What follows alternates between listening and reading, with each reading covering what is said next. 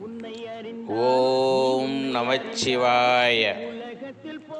தமிழ் சமூகத்தின் அடையாளம், தமிழ்த்தாயின் தலைமகன், தமிழுக்கு முதலாக மெய்கீர்த்தி கண்ட வேந்தர், போருக்கு செல்லுகின்ற போதே அன்னை காலாப்பிடாரி ஆசியோடு வாகைப்பு சூடி சென்று 16க்கு மேற்பட்ட போர்க்களங்களை வெற்றி பெற்றவர், அவதார சித்தர், அறத்தின் வழியில் ஆட்சி செய்தவர்.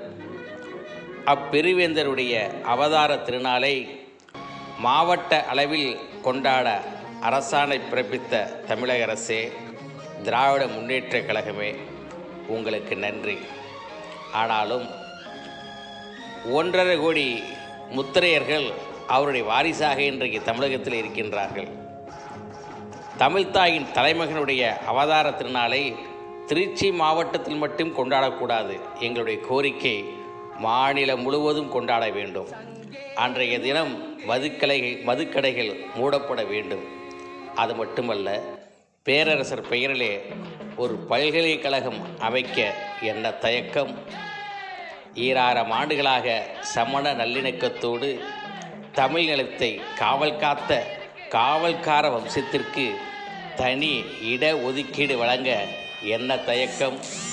காவிரி கரையில் 150 அடி உயர பிரம்மாண்ட பேரரசர் சிலை அமைக்க என்ன தயக்கம்?